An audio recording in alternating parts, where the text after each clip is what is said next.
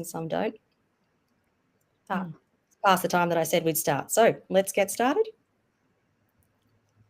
All right. Good morning, everyone. My name is Andrea Leong, and I'm the president of WePlanet Australia.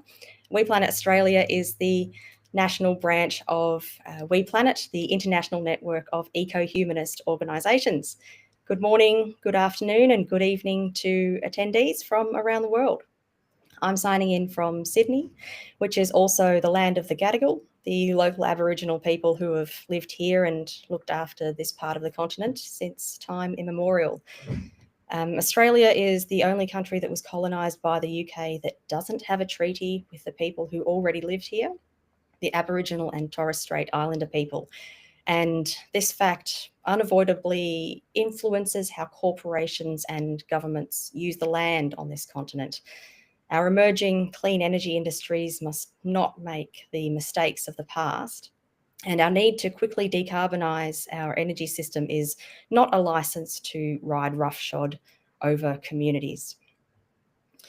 Thank you, everyone, for joining WePlanet Australia's second Women for Nuclear webinar for 2025. I am thrilled to be speaking with two California-based legends of nuclear advocacy. Paris Ortiz-Wines is the global organiser of Stand Up for Nuclear, and Heather Hoff is a nuclear power plant worker and the co-founder of Mothers for Nuclear. Stand Up for Nuclear is a not-for-profit organisation that supports activists around the world to advocate for nuclear energy. WePlanet Australia was also really glad to bring Paris out to Sydney just over a year ago for our first annual conference, and we were able to visit our humble but mighty Opal research reactor. Australia does have a nuclear industry. Don't let anyone tell you any different. But I'll hand over to Paris now to speak a little bit about her advocacy work. Yes, I will say that trip to Sydney changed my life. I really want to go back to Australia again. So hopefully in the near future we can come.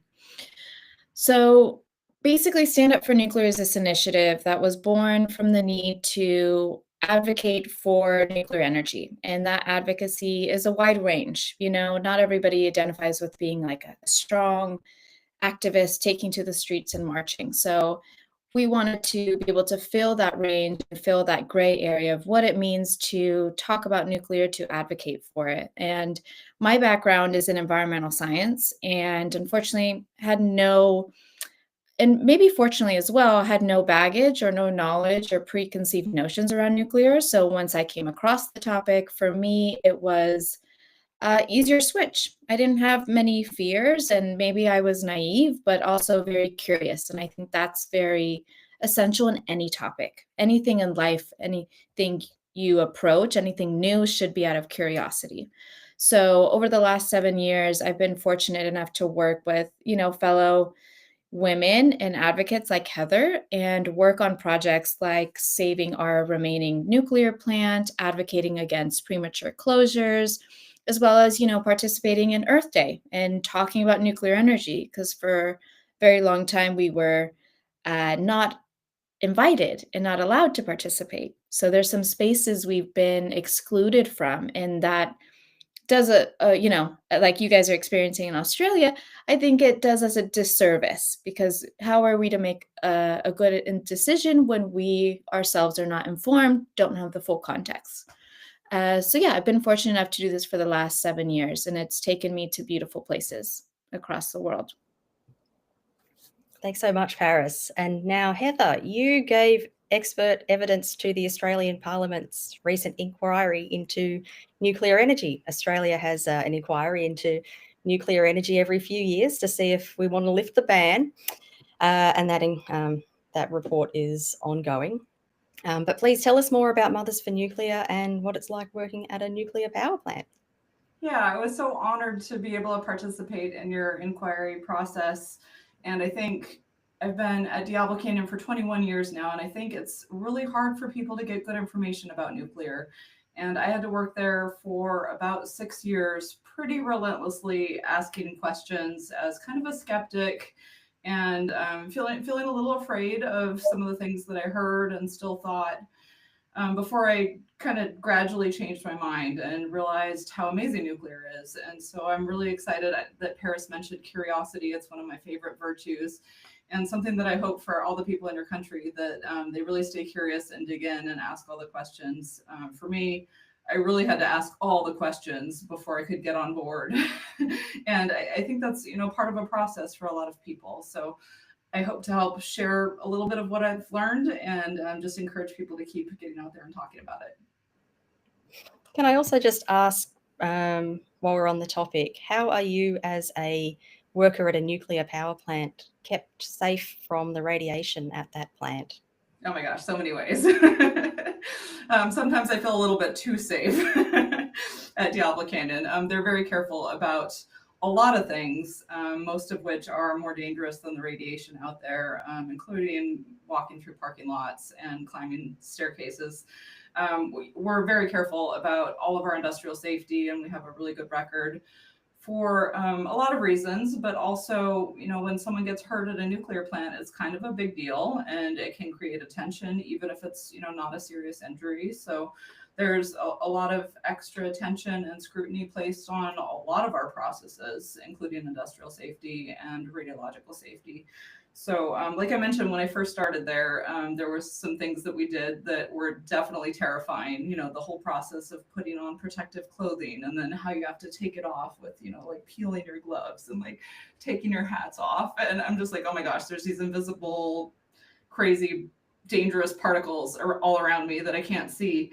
And that was just definitely scary to work through, and also it still feels scary to me. So I think it's okay to acknowledge when we have emotions about things like that, and that we also have to be able to kind of pivot to the data and the facts, and know that radiation is one of the things that we can detect really easily with monitors, and it's kind of different and better than chemical and other pollution, air pollution in some ways, because we know exactly where it is. And yeah, so good, but also a little bit scary. Yeah, that's really interesting to me, because I'm a microbiologist by training and work in labs where you take precautions, you wear your PPE, your personal protective equipment, and you just hope that you didn't contaminate yourself, and you wash your hands when you leave, and you dispose of your PPE, and it's not that scary. It's not built up into a big deal, because you follow the procedure, and then people don't get sick typically. Yeah, I think we have some of the same practices probably, in terms of just how we build a lot of controls around how we manage it, and they work pretty well. I'm so glad also that you mentioned curiosity, because that's something we need in the Australian debate. I kind of just dropped us into the Australian situation, but I should explain for everyone watching that Australia banned nuclear energy in 1999. The law was passed in 1998, came into effect in 99. That was by the Conservative government under Prime Minister Howard at the time. And I'll explain again for our international guests that the Conservatives are called the Liberals. They're not just the Liberals, it's also the Nationals. So it's a coalition. So we just call them the coalition. Now, the coalition today is pro-nuclear, and the Labor Party, which is in federal government, is anti-nuclear. And both parties have promised to make it an election issue, and they are. We are coming up to an election in the next few months. So you can probably imagine the polarization that we've got going on, and any criticism of nuclear is directed at the coalition's policy, and any support for nuclear is taken as support for the coalition's policy, when that's not necessarily the path we have to take. There's nothing but opportunity here to lift the ban and hand these questions over to engineers as to what exactly we build in Australia. I want to ask both of you now about how the US came to achieve bipartisanship on the topic, and how the major parties came to support nuclear energy. Either of you jump in, I suppose. Yeah. You want to take a crack, Heather, and then I can fill in? I was just waiting for you. But yeah, I was going to say that when I first started Mothers for Nuclear, I felt a little bit like I was an outlier amongst my party, which is kind of liberal Democrats. And that has shifted a lot over the years, and in different ways than I expected. Our last administration did a whole lot to support every angle of nuclear energy. And I was so excited to see that happening. And I think a large part of it has been the focus on climate and emissions, and just the recognition that we can't do it with renewables alone. We've seen so many examples of that now. Paris and I live here in California, and I came here as a college student after growing up in Arizona, and I thought I was coming to this green utopia. I'm so excited to go to this environmentalist place. And the more I learned, the more kind of disappointed I got that we talk like we're very green in terms of our energy, but almost 50% of our electricity still comes from natural gas.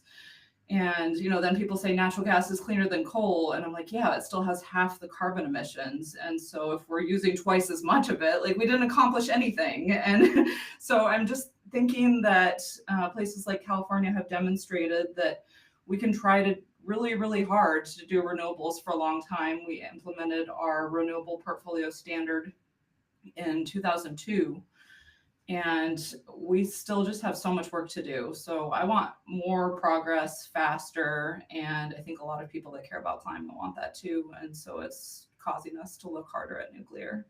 Yeah, I think there's been, in addition to that, when the global energy crisis happened, a couple years ago, I really think for the moment, climate kind of went out the window for a second. And I agree, Heather, that the climate now is, we're looking at solutions of how do we actually get there and how do we achieve it. But I think at the end of the day, if you don't have enough electricity and energy for your industry users as well as your society, that's where it's like, okay, everything's out the window, because you need to meet that demand, right? Society, our foundation of life, comes from electricity. And that's where we saw very stark prices, because a lot of countries, I should say, even in the States, relied on imports and started dismantling their native energy infrastructure so that, we could be this flexible grid that could, send excess power across our neighbors when they needed it because the resource wasn't there. And I think sometimes that's not the best case, because you have to prepare for that 1 in 100 event, because you need your grid to work. So I think politically, we saw in the Biden administration that it was just like, you need what works. What do we have? The US has a very large fleet of reactors, 90 plus. And we saw our Secretary of Energy, Jennifer Granholm, start to come out. And I think it just started to become this like, okay, just get on board. Like, what works? Let's do wind, let's do solar. And wait, nuclear's been doing the work. Let's continue to do this. And I think finally, with the US having Vogtle come online, I think we're seeing other projects across, in the EU start to come online. And it just became a thing where all of us should support. So I think to finally come to this answer, but I think both Republicans have already been on board for nuclear. I just don't think they've been very proactive. And the Democrats, they are proactive, but just not for nuclear. So I think there is this marriage. So I hope that this will continue. But I think everything just kind of culminated climate and energy reliability. That's something that we are grappling with in Australia at the moment, the challenge of doing our green or clean energy transition with wind and solar only. So when we say renewables, we've got a little bit of hydro power, but we can't build any more. We're a dry continent. We can build pumped hydro storage, but there's no new hydro generation on the cards.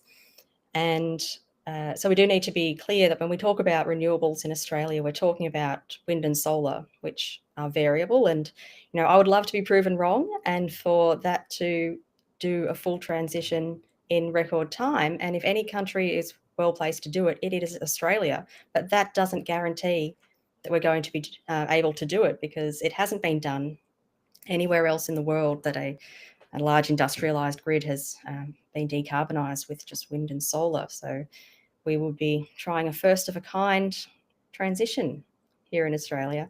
I'd love to hear a bit more about your fight to save Diablo Canyon. And again, not sure who should take the first answer on this. Well, some of what you're saying reminds me of the plan that they made for replacing the energy from Diablo Canyon when, we did the theoretical shutdown. And a lot of it was renewables plus efficiency and conservation, which are kind of, they're things, but they're not sources of energy. They're ways to avoid using energy. And so while I believe those are important, I just think we need so much more energy, as Paris was mentioning. And our Public Utilities Commission here in California realized pretty quickly that we couldn't really make a valid plan with just those things. And they kind of threw that out the window and then decided to go ahead and continue planning the shutdown of Diablo Canyon, which I found really interesting and part of the huge problem.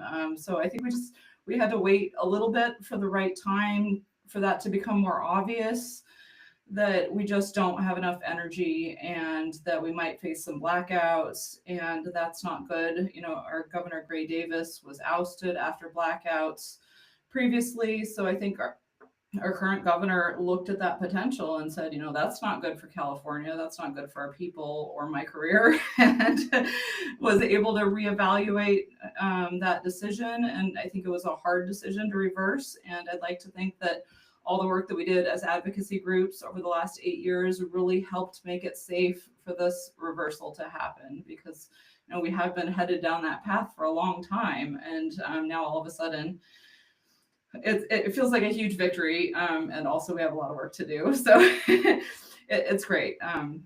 Paris? Yeah, I think it was I think you touched on it. Timing was just kind of on our side, in the sense everything started coming together. We had our first rolling blackouts. We had the fires with the prominent orange skies that plagued the Bay Area. And, there's multiple actors and multiple organizations pushing in different directions. And we had advocacy. We had, of course, our first nuclear influencer. Then we had Silicon Valley. Then we had another organization. And then we also had MIT Stanford study. So I think there was a lot of pressure, and I think it just culminated where you just need energy. It wasn't for climate. It was because we didn't have enough electricity, and reliability, I think, was pushed to the side a little bit, because I think there's a tie, and maybe this is true for Australia a little bit, where reliability kind of goes with national security, which has like a political connotation. So I think we're doing a lot of depoliticizing, where you just need energy and it is clean. Why not focus on fossil fuels? Yeah, so the obvious similarity that we share is, the obvious difference between Australia and the US is that the US does have nuclear energy, whereas it's banned here. But the similarity is that we're very lucky to be highly electrified and have a reliable electricity grid for the most part. And our current plan is to electrify almost everything by 2050 as part of net zero plan. And that means producing or generating 2.5 times more electricity than we do now to electrify our transport and our industry, which directly burns fossil fuels. Now, currently, Australia gets half of its electricity, a little over half, from coal, only a little bit from gas, but gas is set to be the transition fuel that supports the variable renewables during the transition. And it's just hard to believe that we're going to build extra gas capacity, that is, build the gas power plants and then run them only for the windless nights in the middle of the year when wind and solar can't supply enough electricity. So once those gas power plants are built, it's difficult to believe that they won't run more often than the plan suggests, and we'll have a much more gas-dependent grid than our politicians would like us to think that we're moving towards. We also talk about demand response here. That's coming up as a way to deal with the variability of electricity, and that's something that disadvantages the already most disadvantaged. People who are working shifts can't just check the app to see if they can afford to put the washing on at a certain time, I'm glad you also brought up efficiency, because I've heard a great quote that we can't efficiency our way out of our current situation. We should try not to waste electricity, but it's not the way we're going to solve our energy transition.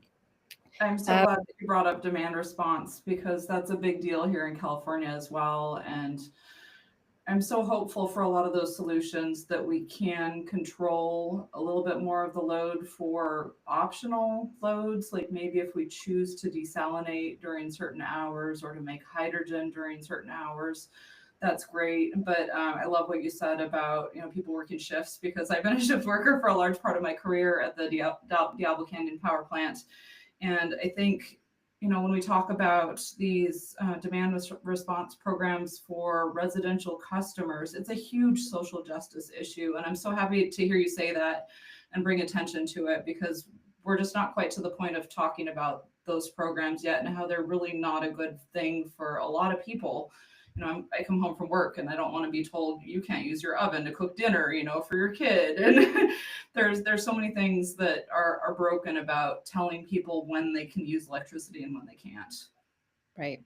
It's a big issue here, and I think it's a big slap in the face.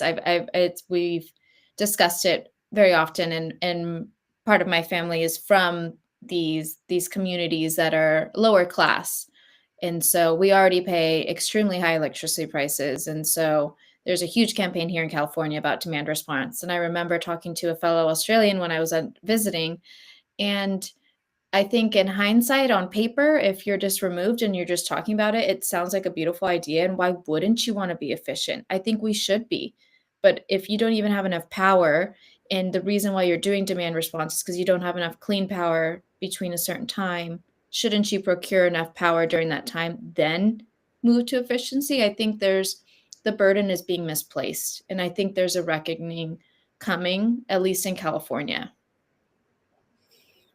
We also have this conception in Australia as well that if you have solar panels on your roof and you provide all your own electricity needs for your house, then you are self-sufficient. But the reality is that 28% of Australia's electricity is used in households, so less than 1/3. And there's also the rest of the energy. We don't make a good distinction in Australia when we talk about energy, about total energy and electricity. So we've got the electricity that's used in households is a minority of all electricity, and electricity is a minority of all energy use. So if you have a solar panel set up on your roof that supplies all of your household energy needs, I'm happy for you. That's great. But you are far from self-sufficient. There is all of our coal-fired generation is still running more than half the grid, and we've got smelters, aluminium smelters that use 10% of all of our electricity. We've got to keep the hospitals running as well. So it's not just a matter of putting solar panels on your roof. Solar is a really touchy issue to try and talk about in these groups. I think there's so much support for solar, and it's such a beautiful idea, and so many people in California have benefited from it.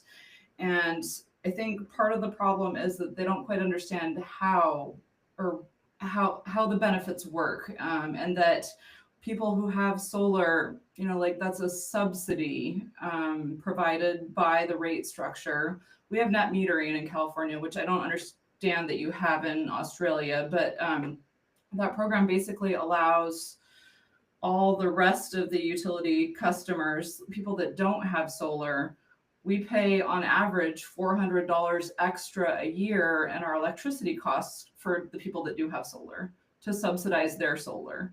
So they get the benefit, we have to pay.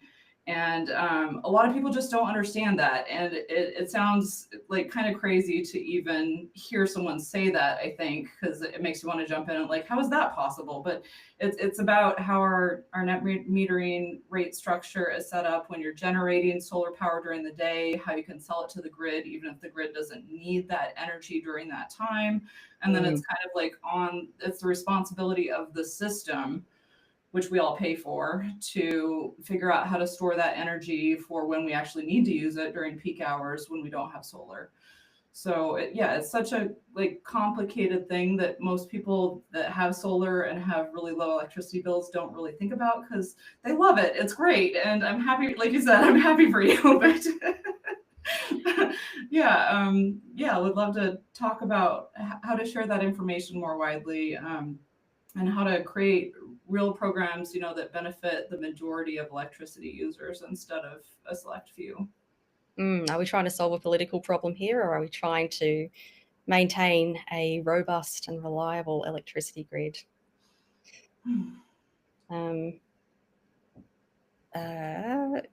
Yes. So when it comes to sharing with people the urgency of the energy transition and the ways that nuclear can help us achieve that, I'm really interested in knowing how you connect with people, speak with them about it, and build trust with them, because what I'm finding is that this is a very tribal political issue in Australia, and people are very likely to follow what their preferred political leaders say, and it's easy to get closed off from information. So I'm really, I would really love to know how you speak with people about nuclear energy and how it can help.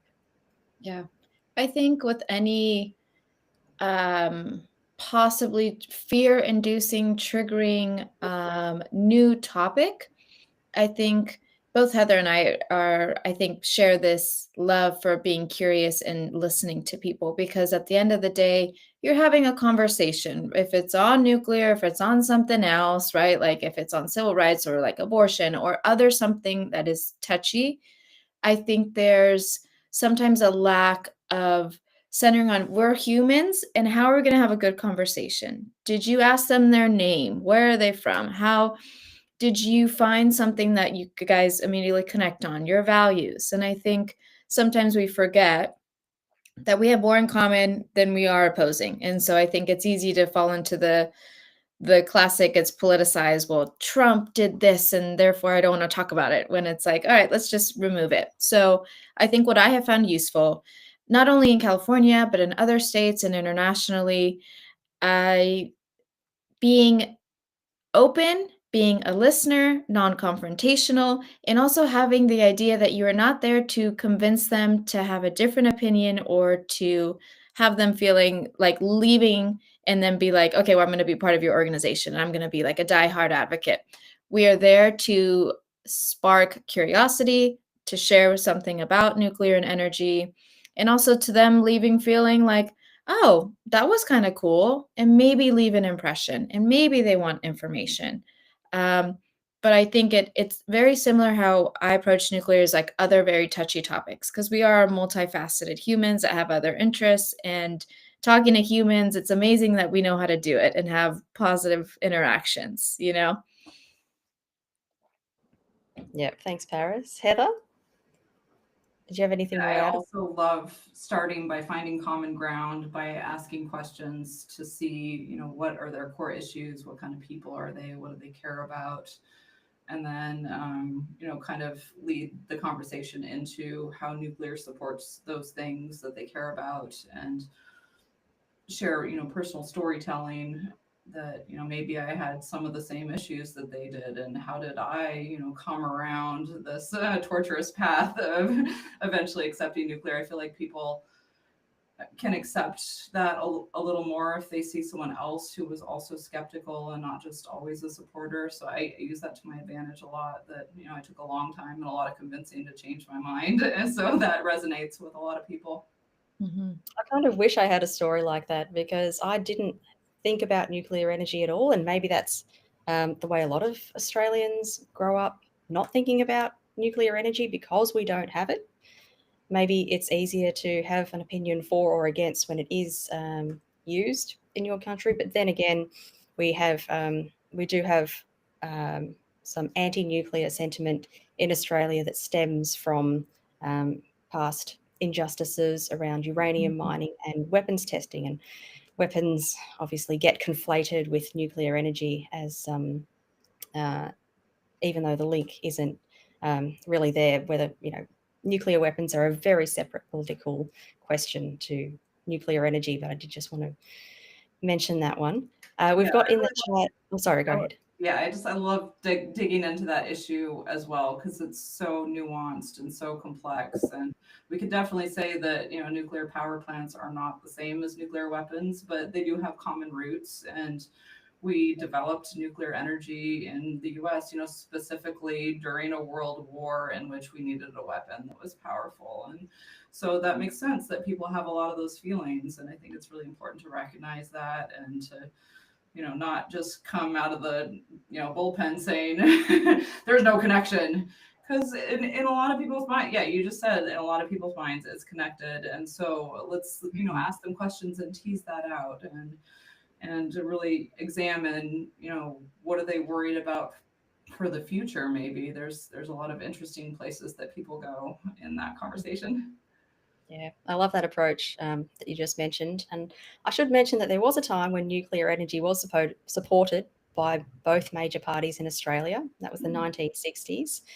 And that was also connected to the UK nuclear weapons program, the discussion around that. We poured concrete at a site, and then we had a change of government, and we found natural gas offshore, and suddenly it didn't seem quite so urgent that we have a source of energy like nuclear.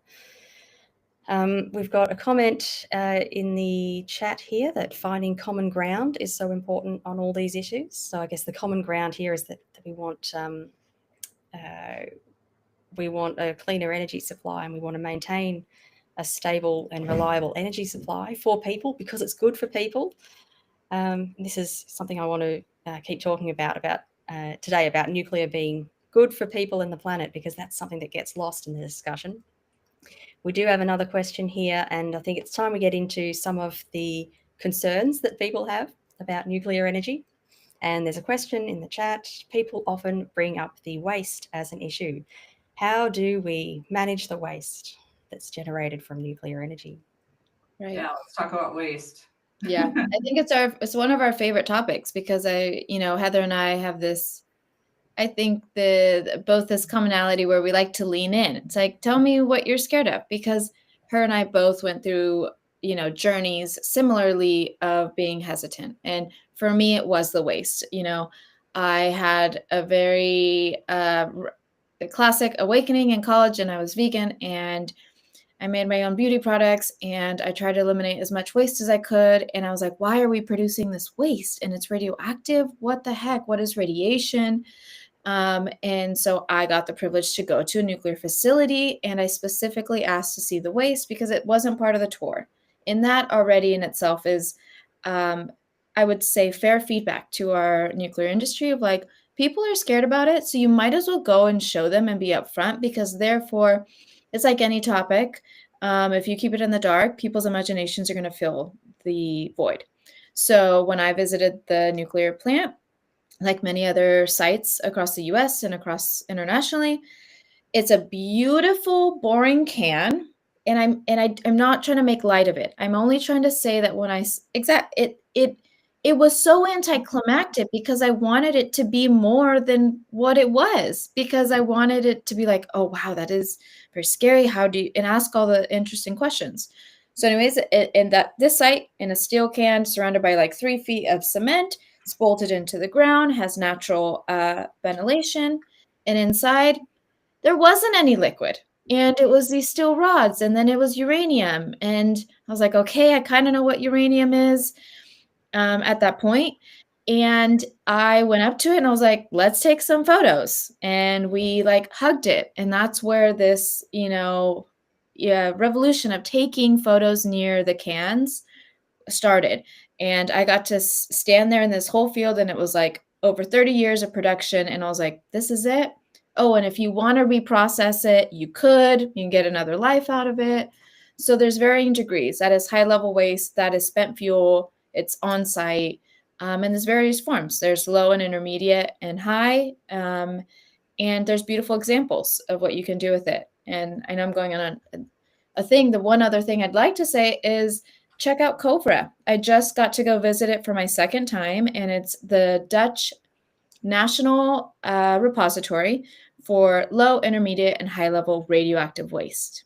And it's not just from nuclear, my friends. There are other industries like the medical industry, as well as like other chemical facilities that produce radioactive waste that needs to be managed. And all we can say is this is the only industry that fully has to care for its waste. And they have different methods for each kind, and you can take pictures next to it, and they'll go into detail. They give tours to school students because you should be able to see it because it is a concern for folks. And so there's various solutions that we have employed internationally. And so I think it's kind of the best kind of waste because we can see it, we know where it is, and we have the professionals doing it.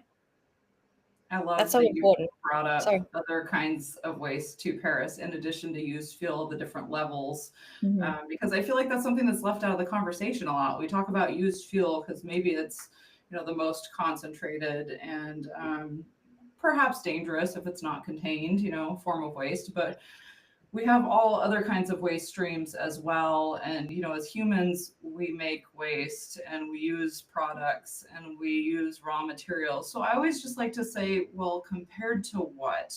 Like, what are the alternatives? And how does this compare to everything else that we do?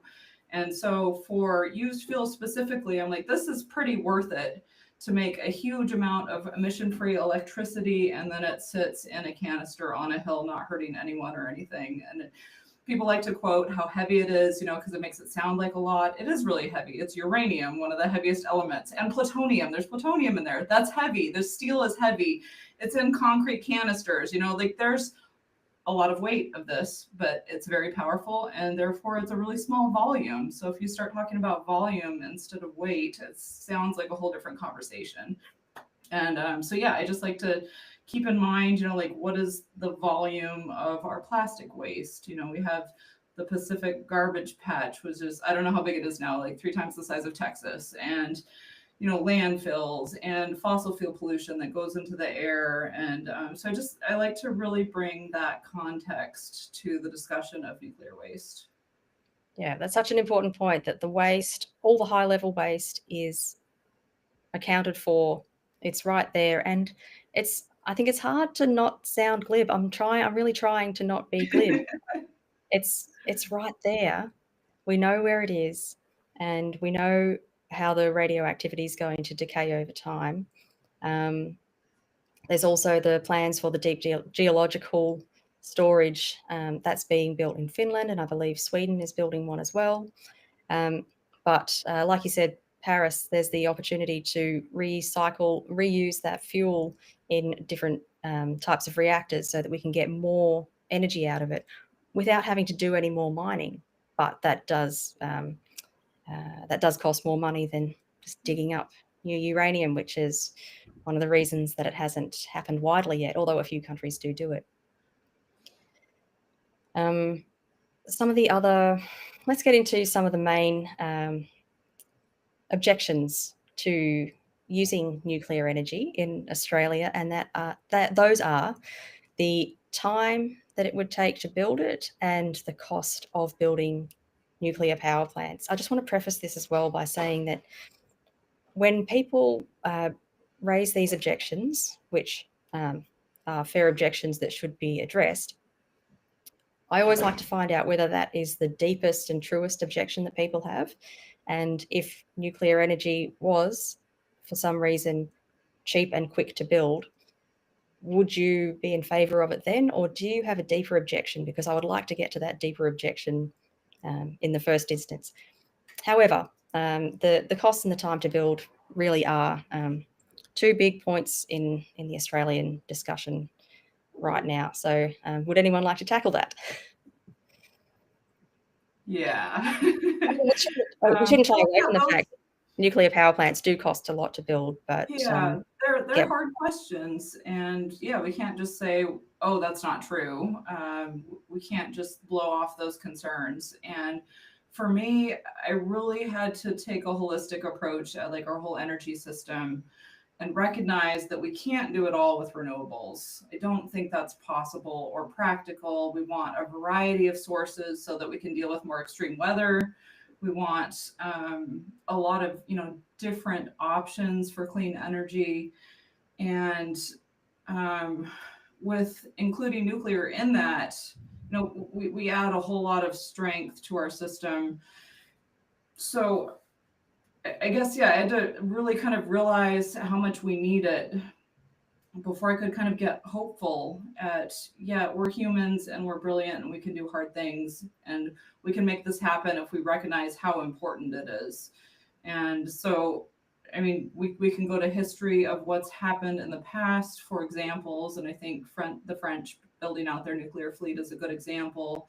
I think, Abu Dhabi and Dubai, they get so much of their power from their new nuclear plants that they built, on time and under, schedule and budget, and power, so much of their country now with nuclear energy. And so those are good examples. And then we also look at the bad examples or the more challenging examples. Like when we built Vogtle, the new plants in Georgia, they cost $35 billion.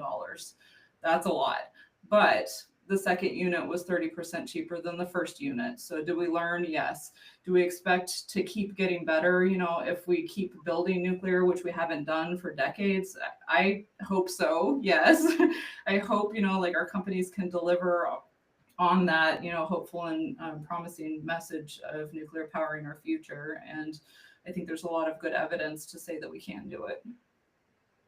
Yeah. And I think with the global climate anxiety for certain people, I think there's just a need of we just need to do something. We need to get as much clean energy on the grid. And I agree. And me and Heather want to be fully decarbonized. And when we looked at where the data and emissions were saying, we still have such a long way to go. So why wouldn't we employ all of our options? And I think we are already benefiting, right? Australia doesn't have a nuclear program. So I'm not going to say it's not going to be hard to set one up because it does take time. And if you are to create, a regulator and then choose a design and then who's going to build it and then where are you going to get your workforce? These aren't trivial problems.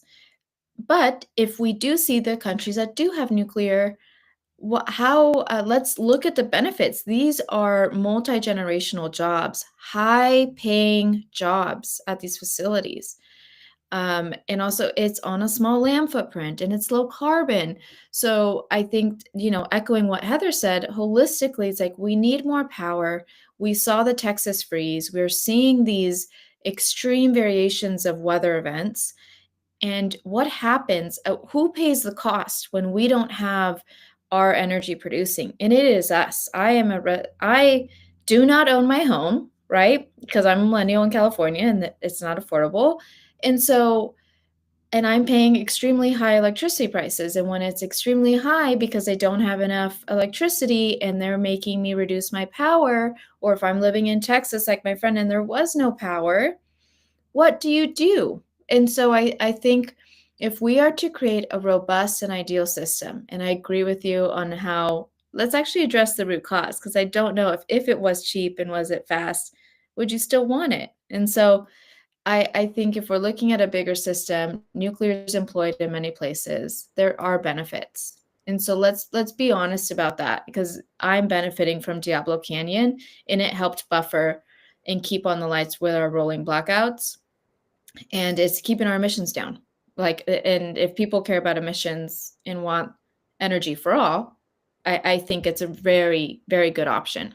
Wind and solar have been very successful in kicking off Australia's energy transition.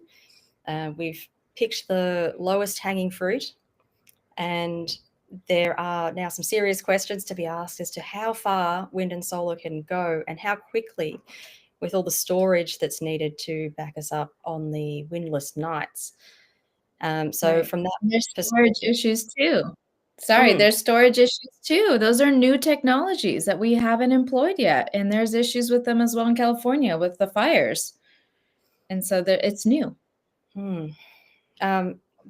changing climate is another point just to drop in, that Australia and California typically have shared firefighters because we have summer at different times of year.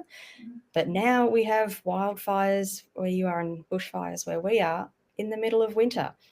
It's a year-round fire season. That's just a little diversion that I wanted to mention. Yes, so wind and solar kicked off the energy transition, but how fast and how far can they go? Like I said earlier, I'd love to be proven wrong, but realistically, I don't want to see us stall and keep burning fossil fuels when we could have built nuclear. We always say, oh, it would have been great if we'd built it 20 years ago, but it's too late now. It's never too late, because energy infrastructure is always being replaced. There's always place for new clean energy generation infrastructure. And Australia can learn and take the best advice and experience from the rest of the world in building nuclear power plants. We've, like you mentioned, Heather, have some experience now about seeing some builds that were expensive because they were the first build in a long time.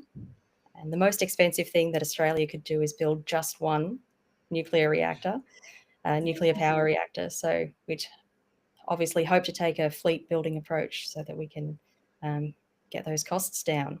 That points a little bit to Ben's comment in the chat about social license for nuclear and how to build that, regarding, looking to other countries, because Australia doesn't have a nuclear program yet. And like I said, I had to work for a long time at a nuclear power plant to get my questions answered. And I feel like nuclear workers, are a huge source of good information about nuclear. And so if you don't have that, how do you build the community support for nuclear energy? I think you really do have to look to other countries and look to other people that are doing it and get curious, ask them questions, and, ask about, all of our workers at Diablo Canyon, why do they support nuclear, and ask them to speak up. And that would be a great way to start building that social support. And that's also why I started Mothers for Nuclear, is our industry hasn't always done a good job at putting workers out there and communicating about nuclear, like Paris mentioned, not really showing the waste. And a lot of those issues, our industry has been flying under the radar, trying not to attract attention and trying not to make any mistakes, and just make it easier for themselves to just keep generating clean power without anyone noticing. So I think it's time to shift that. We gotta shout the praises of the nuclear industry from the rooftops and share what good work they all do, and change that conversation a little bit more to help people feel like they can speak up if they work in the industry, and also help people understand the importance of supporting nuclear even when they don't work in the nuclear industry. Maybe they have a friend or a cousin or a daughter, and they can share a story about what it's like to work at the nuclear plant. Yeah.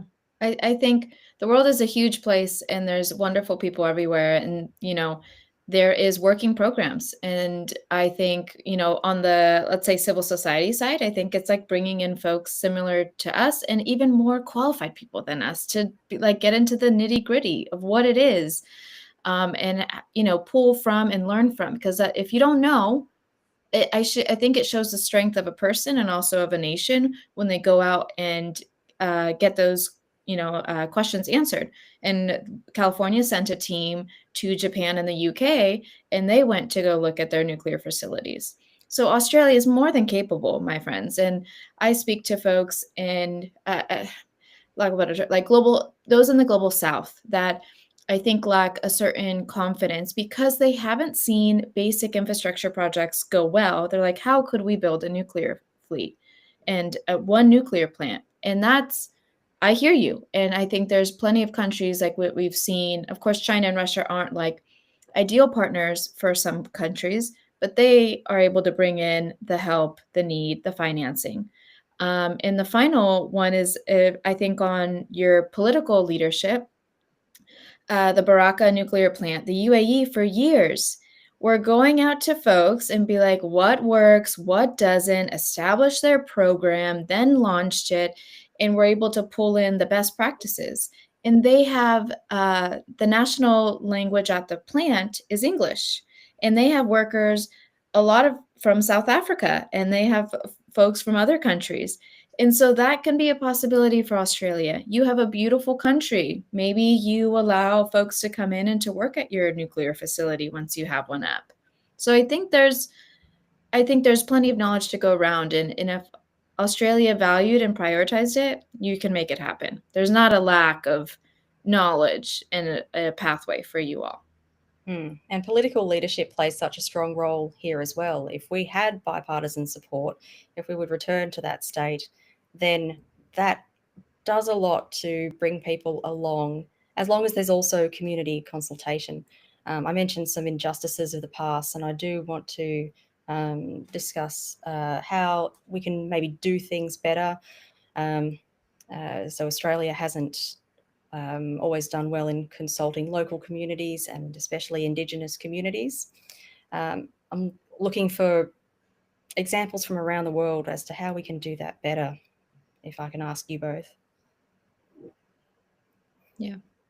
My mind was on another tangent that's so important, but I was just thinking about like building trust and having agencies with experts who can really speak to all the issues surrounding nuclear energy. Because partly I saw Tyrone's question about earthquakes in Australia, and that made me kind of go down a rabbit hole of seismic design and like, wow, the margins that we put in our plant. And for me here in San Luis Obispo, there's a lot of people that question, materials issues with our reactor, vessel embrittlement, and all these issues are really technical and complicated. I'm like, yeah, I'm going to go figure out how all these things work. I'm going to talk to our reactor engineers. I'm going to talk to the licensing people. I'm going to get all the answers. And I go, and these people try and explain to me all these things, like the different pathways in the regulations and the different things that we can do to meet them. And there's just so many levels of complexity that I'm like, oh, we should just trust the regulator. That's their job. Our politicians in our city don't necessarily have to understand how we meet the vessel embrittlement regulation. Like I can't really understand it. I have a materials engineering degree. It takes a lot of effort. I could understand it if I tried really hard, but we shouldn't really expect that of our people. We need to have a regulator that we can trust, and so I think that's a big issue that we need to work on, is being able to say we have a regulator that when they say Diablo Canyon is seismically safe, that the community trusts that, and that our politicians trust that. So I would say that would be something for your politicians also, to look for trusted experts who can speak to these issues and make sure that they're not self-proclaimed experts, that they actually have experience in all of those like very technical areas. So going back to your question, which was about thanks for that. No, that is important. talking to people who are going to be impacted by a facility and its siting, or impacted by mining.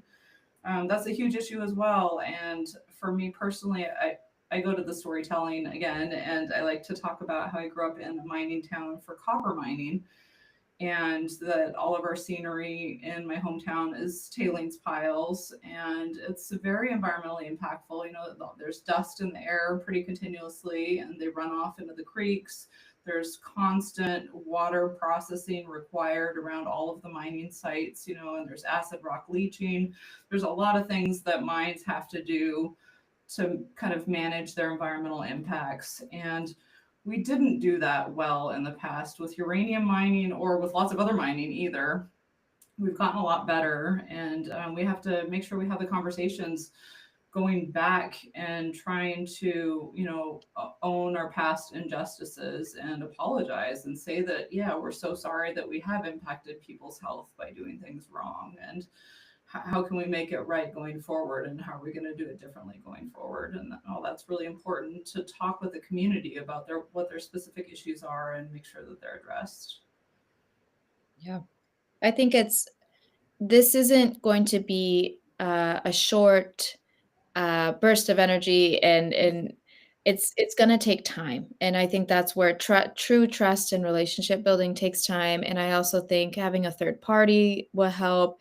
But I agree with Heather, at first acknowledgement, because we have similar issues with our uranium mining on the certain reservations. And so I think the lack of acknowledgement has grown this large distrust and justified anger towards our leadership in federal. So I think with proper acknowledgement, which there are still hundreds of abandoned mines that have yet to be cleaned up. So how can we even talk about future mining when you haven't even talked about the ones that we haven't cleaned up yet? And of course, there's a connection between the weapons and civil, peaceful energy use for the uranium. But What we have found, we are part of a project under our government, and it is doing I would say, truly grassroots workshops, in the sense of we are reaching out to city council members, academic professors, local environmental groups, as long as religious groups, to talk about our project, and talking about waste, and possible future projects and developments in the future. And the US government has rightfully planned this out. It's going to take years. And so I think with Australia, I think it's going to be very similarly. And I think that trust has to be built over time. It can't just be us speaking, there needs to be third party. And I think at the end of the day, you approach it as if you were living in that community, and what would you want to hear, and challenge your own internal biases. And this isn't unique to nuclear, because many, like Heather said, there's going to be mining and also other clean energy projects, right? Hydro is very destructive. Of course, we're not building as much of it, but this isn't just to nuclear. So this approach should be applied across the board. Thanks, Paris and Heather. If anyone does have any questions, please do put them in the chat. We've got Paris and Heather for a little bit longer. One question that I wanted to ask both of you is about, this is a Women for Nuclear event. And in Australia, we do have some traditional conservation organisations trying to paint nuclear energy as a gendered issue, and suggesting that women don't like nuclear energy, which is obviously on the whole not a blanket statement that can be made.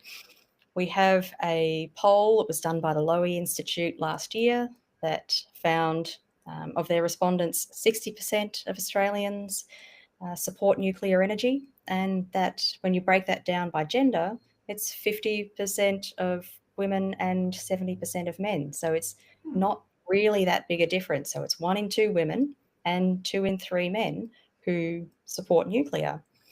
But I do still feel that we might be transgressing gender norms a little bit by talking about nuclear energy.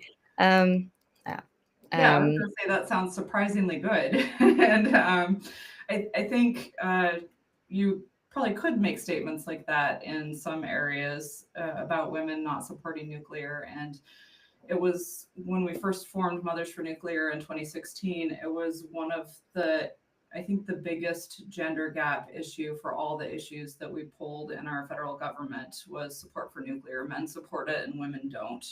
So I realized that there was a gap in communications. And I think that happens naturally a little bit in an industry that is mostly, occupied by men. And at Diablo Canyon, there are about 13% women of our workers, and a lot of them are in admin roles. And it's been a growing industry that, kind of started in the military. And I think there haven't been good messengers to talk about issues that women care about, and why maybe they should support nuclear, or even just like put it on their horizon. And I was the first female operator to go through pregnancy at Diablo Canyon. And so I think just like the lack of women in that environment leads to a lack of trusted messengers that could come out and talk about all these issues. And it's just something that we have a lot of work to do in our industry to bring women into this space and enable them to help share all that good information. Yeah, that still saddens me, but it means that there's so much room for growth and for challenging this industry.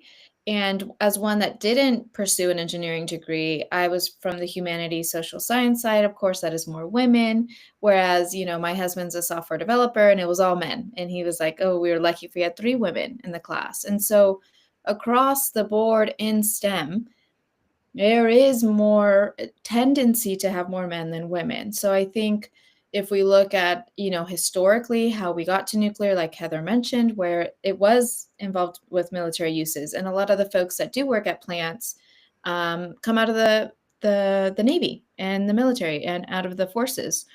But it doesn't mean women can't do it or that they don't want to. But I do think it's like, when you look for a new job, you're like looking at the culture and the vibe. It's like, is that my vibe? Do I want to work there?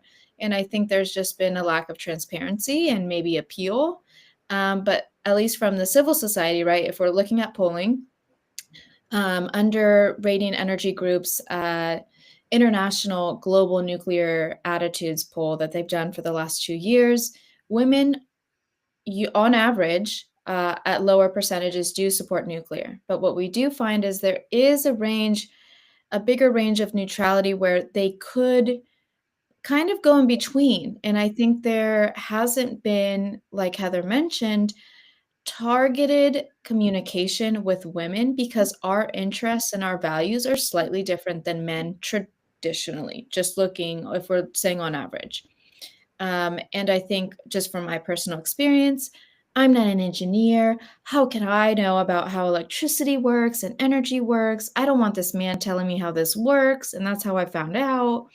So I think there is, maybe many women can relate, that I feel like women tend to want to know a lot more before we speak out on a topic, because we are not fools. We are not going to put our foot in our mouths, you know?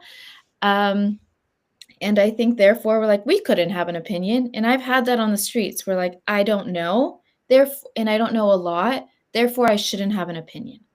And I think it just goes a little deeper. And so, but there are plenty of women in the space like me and Heather, but we do look for us in other places of like, you know, where are the women at? Who can I talk to about this? And like not feel, because, you know, men and women can be different, and there's just different vibes. Yeah. And just because, you know, there's not that many women in, you know, operations, that doesn't mean that you have to be an operator to work in nuclear, and you don't have to have a nuclear engineering degree to work in nuclear. And I think we haven't done a good job communicating that either, like how many different ways that you can work in nuclear. And you don't have to be on shift with all the guys, you know, like, which is kind of hard.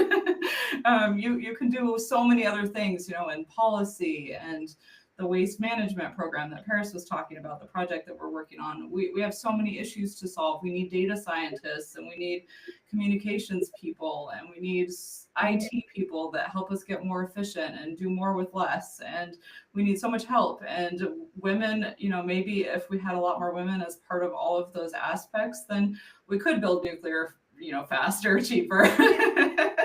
So yeah, let's get the women in there. We solved it. Heather, it's we need more women. That's why nuclear is not cost effective. You know, yeah. All right. You might not have to be a reactor operator to be involved in nuclear, but I'm putting it on the record now that when Australia starts building its first nuclear power plant, I'm going to retrain, because I would love to be part of that.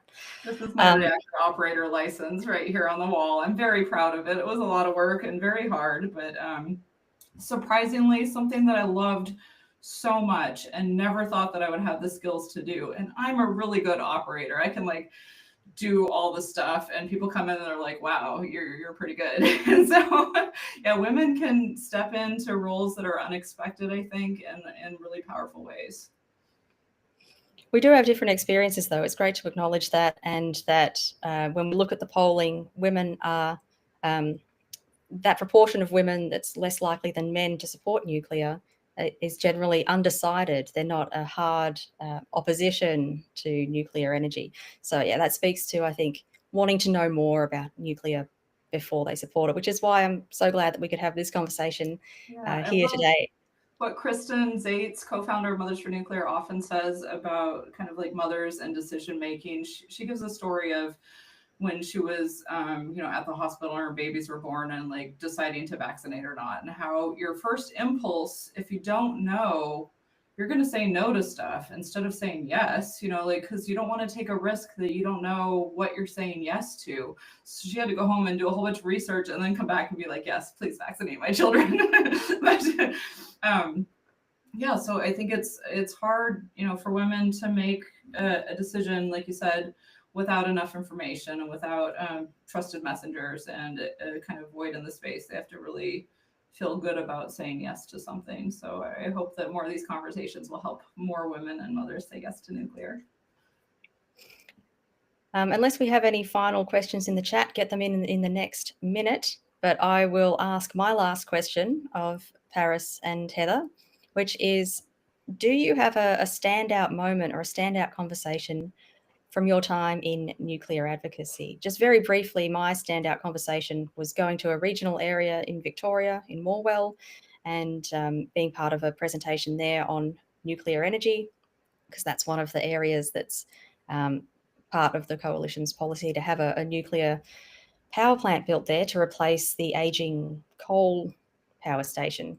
And at the end of the evening, a woman came up to me and said, "I don't support nuclear energy, but thank you for coming and speaking with our community." And having that that tone of conversation was really wonderful. So, interested in any standout conversations you've had? Oh, I love. I think. You Go ahead, Heather. Go. Paris. We're so nice to each other. Yeah, when we're helping show a film at a film festival about nuclear energy, and at the end kind of talked about Mothers for Nuclear and why we're there kind of standing up this film, this little lady came up to us afterwards and she's like, "I want to be a grandmother for nuclear." I didn't like nuclear before I saw this movie, but now I'm like ready. And that was really cool. So yeah, I think there's all variety of ways that we can reach different people about nuclear. Sometimes it's showing a film, sometimes it's having a conversation and having an event specifically about nuclear, but maybe it's just a dinner party and something different. Paris? Yeah, I don't think I can pinpoint one. I think similar to Heather though, at one of our showings for Nuclear Now that we did, and we did a panel, it was just so great to have people be curious and ask questions because they want to know, and it wasn't an attack, and they didn't come in with, everybody has biases. We're humans, and we, they're asking that question because they have a concern. But I just love when people are open and they are curious. And I think I really saw that on an international scale when I went to COP in Egypt. And, after being able to speak with so many folks of like, they know nothing about nuclear, and within a couple minutes, I could get them curious, and we were vibing as people, and they're like, "Yeah, thank you so much. I want more info." I just think it was like, this is peak human connection and conversation. If I can talk about nuclear, I can talk about anything. And so I think it's just, no matter where you are in the world, I think we can have productive conversations, and I've seen it. And you feel it when you have it, and you're like, "Oh, that was good. We showed up together." And like, doesn't mean they're pro-nuclear or anti, but it just means that we had a good conversation. Yeah, and there's a lot of work to be done right now in saving nuclear plants from early shutdown, like you did with